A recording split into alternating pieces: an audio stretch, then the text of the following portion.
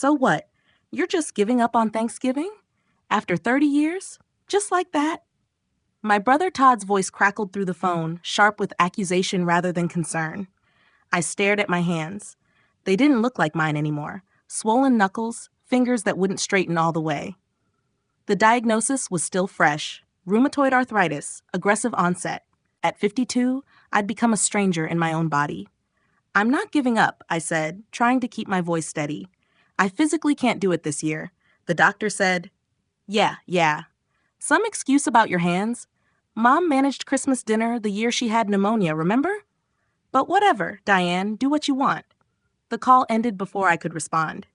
I set the phone down carefully, afraid I might throw it across the kitchen if I held onto it any longer. For 3 decades, I'd been the backbone of our family traditions. While my siblings built careers and traveled, I stayed in Oak Brook, Illinois, hosting every holiday in the house our parents left me. I'd spent countless hours perfecting recipes, decorating, and making sure everyone felt special, all while raising my daughter Mia as a single mother and running my small alterations business from home. The following day, my sister Rachel texted, "Mom would be so disappointed. Thanksgiving at Tully's Diner? Seriously? You're ruining this for everyone." I hadn't even suggested Tully's. That was apparently Todd's solution. My suggestion had been that someone else host for once, but that idea had landed like a lead balloon. My fingers throbbed as I stared at Rachel's text. I'd spent the previous night soaking them in ice water after attempting to knead dough for dinner rolls, a small test to see what I could manage. The answer was, not much. The pain had been excruciating, and this morning my hands were even worse. It wasn't just about cooking.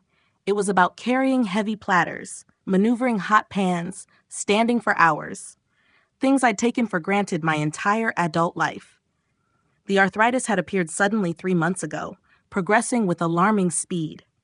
The specialist had explained that aggressive early treatment was critical, but even with medication, I was looking at major lifestyle adjustments. Your hands need rest to heal, Dr. Kendall had emphasized. Overexertion will make your condition deteriorate faster. I set my phone face down on the counter and looked around my kitchen, the scene of so many family gatherings. The vintage serving platters handed down from my grandmother. The turkey-shaped salt and pepper shakers my daughter had given me when she was 10. The wall of photographs capturing decades of smiling faces around my dining table. Had they always taken me for granted? Or was this sudden coldness something new? I didn't have time to dwell on it. The bell above my front door chimed, a customer for my alterations business. I wiped away tears I hadn't realized were falling and went to help Mrs. Abernathy with her granddaughter's prom dress. "So you're seriously not doing Thanksgiving?" Mia asked later that week. At 28, my daughter was the only one who hadn't attacked me outright, but disappointment hung heavy in her voice. "I can't, honey. I wish I could." We sat in my small living room, afternoon light filtering through the curtains I'd sewn years ago when my hands were still reliable tools. "But it's tradition," she pressed. "Everyone counts on it." "I know that better than anyone," I said, a edge creeping into my voice despite my best efforts. "But someone else could host. Rachel has that beautiful new kitchen she's always bragging about, or Lisa's place has plenty of room." "They don't know how to do it like you do." "They could learn," I said. I learned. No one taught me how to roast a turkey or make great-grandma's stuffing. I figured it out because I wanted our family to have nice holidays. Mia sighed, scrolling through her phone. "Todd says we're going to Tully's. Can you believe it? Thanksgiving at a diner." I offered my house. I reminded her, someone else could cook here. She looked up, genuinely confused. "But then it wouldn't be your Thanksgiving." And there it was, the clearest picture I'd had yet of how my family saw me. Not as a person with needs and limitations, but as a holiday-making service that was now malfunctioning. After Mia left, I sat alone in my quiet house. For the first time, I allowed myself to really feel the anger that had been building beneath my hurt and confusion. I'd given everything to create perfect holidays for these people. I'd spent weeks preparing each year, stretching my budget to buy the best ingredients, staying up late to make sure every detail was just right. And now that I needed them, they were treating me like I'd failed them on purpose. This year's Thanksgiving was 2 weeks away. I picked up my phone and called Dr. Kendall's office to schedule an appointment. So they're angry that you can't cook Thanksgiving dinner? Dr. Kendall looked up from her notes, frowning. Apparently, I'm ruining the holiday spirit, I said, making air quotes despite the pain in my fingers. Dr. Kendall's office was warm and comforting, with certificates on the walls and family photos on her desk. She was in her early 60s with silver-streaked dark hair and no-nonsense glasses. Something about her demeanor had made me trust her immediately. And you've been hosting these dinners for how long? 30 years. Since my parents died and left me the house. It started with just my siblings, then their spouses, their kids. Last year, we had 23 people. She whistled. That's a lot of work for someone with fully functioning joints. For you right now, it's out of the question. She leaned forward. Diane, we've talked about how stress exacerbates your condition. How are you really doing with all this? I started to give my standard, I'm fine response, then stopped myself. Not great, I admitted. I feel disposable, like they only valued me for what I could do for them. Dr. Kendall nodded. Family dynamics can be complicated, but right now, your priority needs to be your health. I know. That's why I came in. I took a deep breath. The medication isn't helping as much as I hoped. My hands are worse, and now my knees are starting to bother me too. She examined my hands carefully, her touch professional but gentle. I think we need to adjust your treatment plan. The inflammation is still too active. She made some notes. I'm going to prescribe a different combination of medications, and I want you to see a physical therapist who specializes in rheumatoid arthritis. Will it help? I asked, hating how small my voice sounded. It should, but recovery takes time, and you need to be patient with yourself. She looked at me over her glasses. And you need to set boundaries with your family. If cooking a feast for 23 people is off the table, literally, then that's non-negotiable. I nodded, thinking about the group text I'd received that morning. My siblings had decided they would come to my house after all, but Rachel would supervise while I cooked, offering to help with the heavy lifting. As if my condition was just a minor inconvenience that could be worked around if I tried hard enough. They still expect me to do it, I confessed. They think I'm exaggerating. Dr. Kendall's expression hardened. You're not. This is a serious autoimmune disease that's attacking your joints. Pushing through the pain won't make you stronger. It will cause permanent damage. She handed me some pamphlets. Maybe sharing some information would help them understand. I almost laughed. My family wasn't big on reading medical literature. They preferred their own versions of reality. As I was leaving, Dr. Kendall touched my arm. Diane, sometimes illness forces us to reevaluate relationships. Pay attention to who shows up for you now and who doesn't. I thought about her words all the way home. The pamphlets didn't help.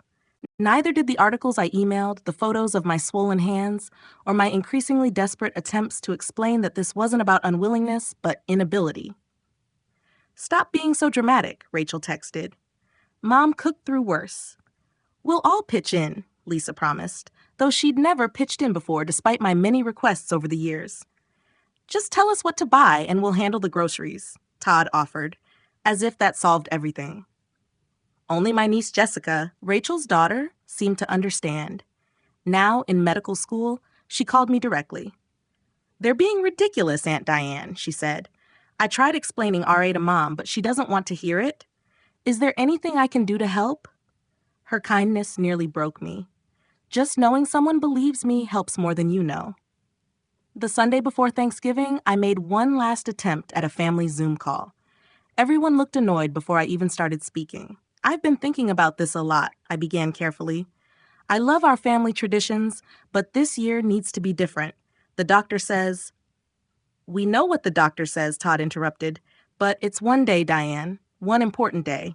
You can rest afterwards, Rachel added. We'll even help clean up. I took a deep breath.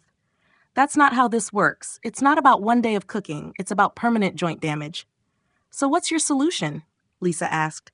We just don't have Thanksgiving. Someone else could host, I suggested again. Or we could make it potluck style. They exchanged glances, having clearly discussed this already. It wouldn't be the same, Todd said. Your house is where we always go. You can still use my house, I said, frustration mounting. I'm just asking someone else to do the cooking. None of us know how to make your recipes, Rachel said, and we all have full-time jobs unlike you. The jab stung.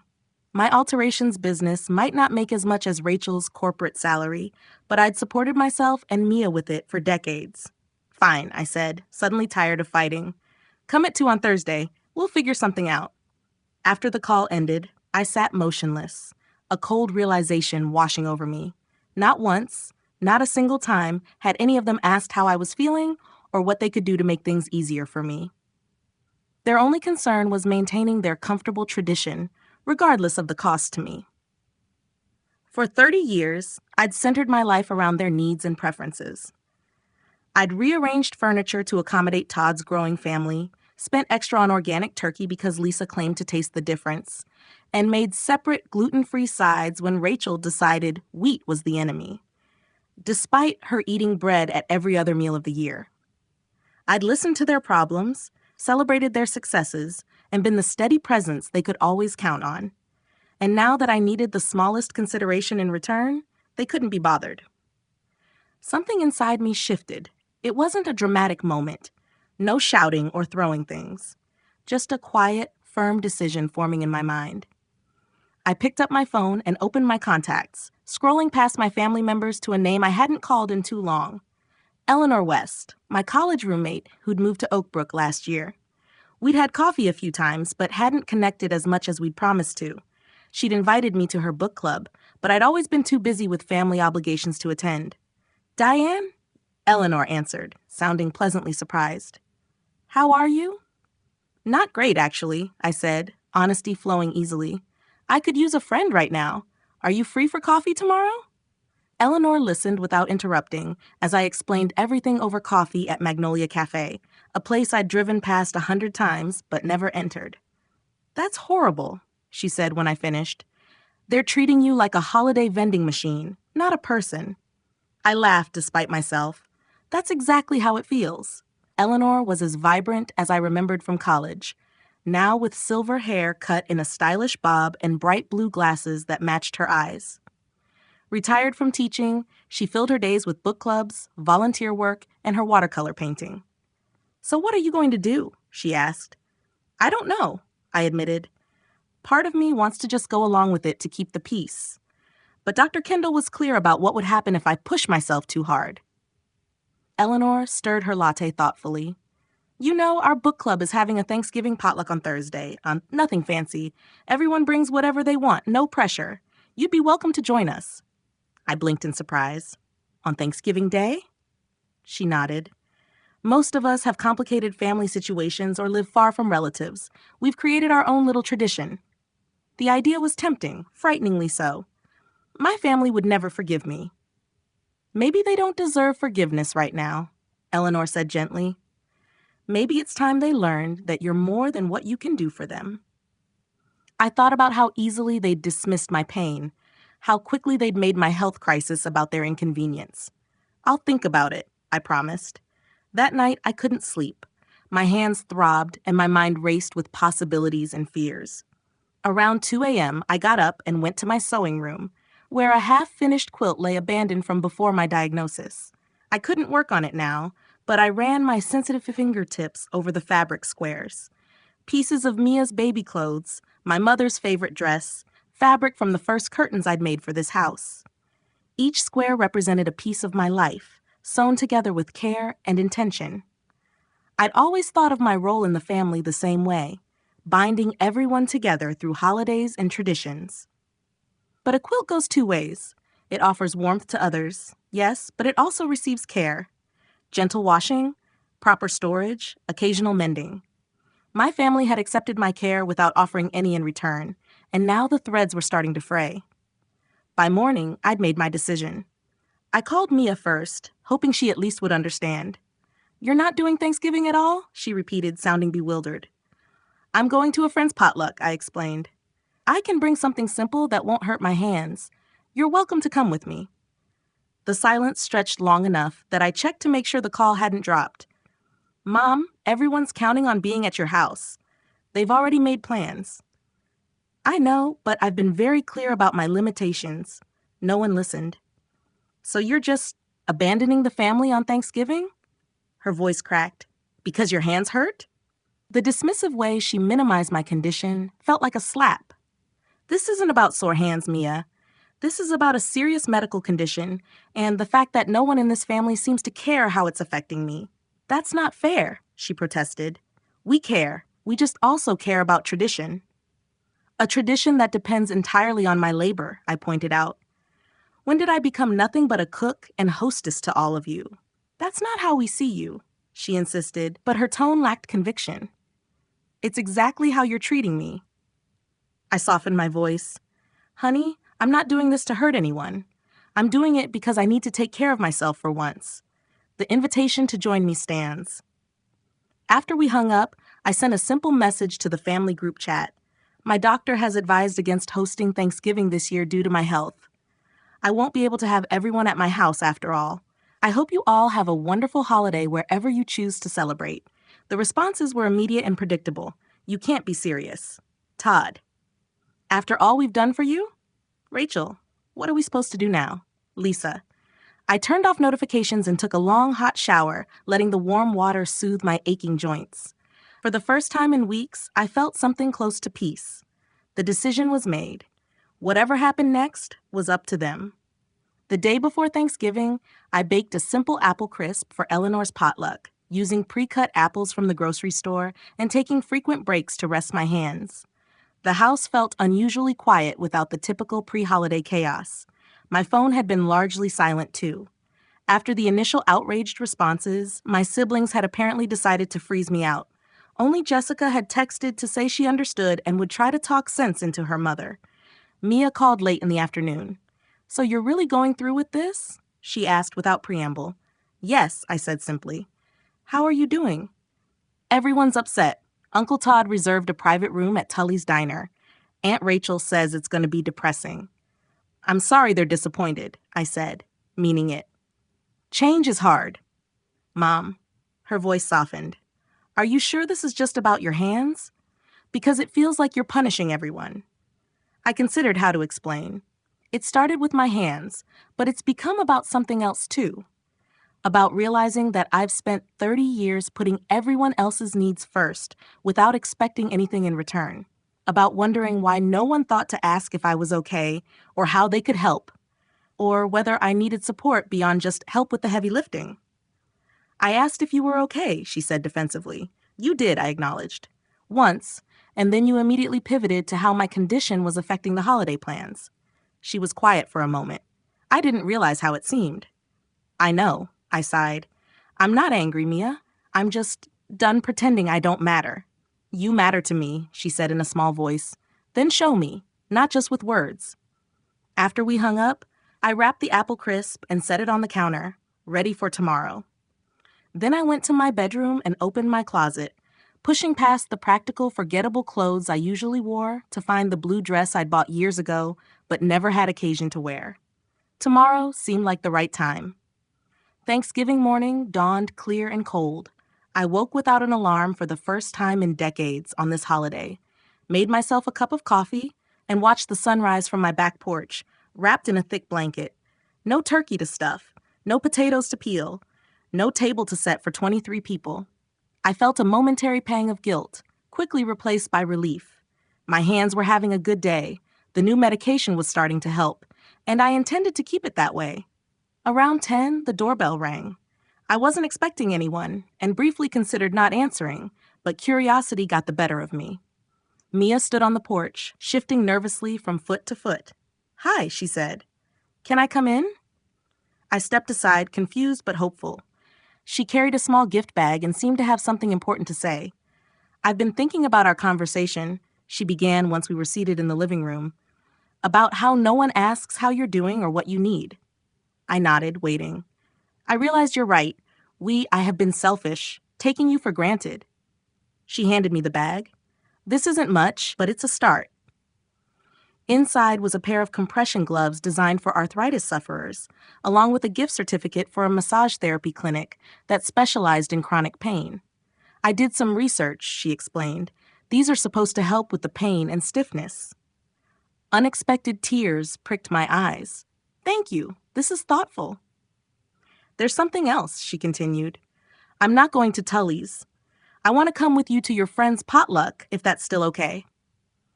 The simple acknowledgement of my new plans, not trying to change them, just asking to be included, meant more than she could know.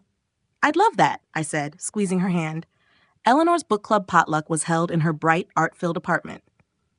8 women of varying ages greeted us warmly, accepting my simple apple crisp and Mia's last-minute contribution of store-bought dinner rolls without judgment. The food was an eclectic mix: traditional turkey alongside vegetarian curry, store-bought pies next to homemade cranberry sauce. No one cared what anyone brought or how it was prepared. The conversation flowed easily, touching on books, politics, travel plans, and personal stories. I love your dress, said Vivian, a retired librarian with a pixie cut and infectious laugh. That blue is stunning on you. Thanks, I said, running my hand over the soft fabric. I've had it for ages but never wore it before today. Well, it's beautiful. You should wear it more often. It was such a small thing, a casual compliment, but it made me realize how rarely anyone in my family noticed me as a person, separate from my role as provider and caretaker. As the afternoon progressed, I found myself relaxing in a way I never could during the high-stress family Thanksgivings I'd hosted. My hands didn't hurt from constant cooking and serving. My anxiety didn't spike with each small thing that went wrong. I was a participant in the celebration, not its architect and maintainer. Mia seemed to be enjoying herself too, deep in conversation with Carmen, a young professor who shared her interest in environmental science. Seeing her engaged and smiling eased the last of my guilt. Around 6, my phone lit up with a text from Jessica. Hope you're having a good day, Aunt Diane. Dinner at Tully's was actually pretty awful. I miss your cooking, but more importantly, I miss you. Maybe we can have lunch soon, just us? I texted back, I'd love that. And I'm having a wonderful day. Different, but good. A few minutes later, Todd called. I stepped into Eleanor's hallway to answer. Diane? His voice sounded strained. Where are you? At a friend's place, I said. How was Tully's? Terrible, he admitted. The turkey was dry, and they ran out of pumpkin pie. I waited, unsure where this was going. Look, he continued awkwardly, we all may have been a little harsh about your condition. It wasn't quite an apology, but coming from Todd, it was significant. Thank you for saying that, I said simply. Maybe next year we could figure something out. A potluck or something, still at your place? It's just not the same anywhere else. I closed my eyes, recognizing the olive branch for what it was. Limited, conditional, but sincere in its way. Maybe, I said, but things would need to be different. I'm not going back to being the only one who gives while everyone else takes. He was quiet for a moment. I guess that's fair. Anyway, just wanted to check in. Happy Thanksgiving, sis. Happy Thanksgiving, Todd. When I returned to the dining room, Eleanor was telling a story that had everyone laughing. Mia caught my eye and smiled, raising her glass slightly in a private toast. I smiled back, feeling something I couldn't immediately identify. It wasn't until later, as we were helping clean up, everyone pitching in without being asked, that I recognized the feeling. Freedom. Freedom from expectations that had become burdens. Freedom to be valued for who I was, not what I could provide. My hands still ached, and my family situation remained complicated. But something fundamental had shifted. I'd drawn a line and held it, despite the pressure and guilt. I'd chosen myself, maybe for the first time in decades. As Mia and I drove home under a sky full of stars, I felt lighter than I had in years. Tomorrow would bring new challenges, but I would face them on my own terms, with a clearer understanding of my worth beyond what I could do for others. I think I'd like to join a book club, I said suddenly. Mia glanced over, surprised. Yeah? That sounds nice. You used to read all the time when I was little. I did, I agreed, remembering the novels I'd loved before endless holiday preparations and family obligations consumed my free time. I think it's time to start again. We pulled into my driveway. The house dark and peaceful, no dishes piled in the sink, no exhaustion weighing me down. Just the quiet satisfaction of a day spent among people who saw me clearly and valued me completely. For the first time in 30 years, I'd missed hosting Thanksgiving dinner. And nothing terrible had happened. The world hadn't ended. My family hadn't fallen apart. Instead, I'd found something I didn't know I was missing. The profound joy of being seen as a whole person, worthy of care and consideration exactly as I was. As we walked to the front door, Mia slipped her arm through mine. "Happy Thanksgiving, Mom." "Happy Thanksgiving, sweetheart," I replied, meaning it fully for the first time in years. It really was.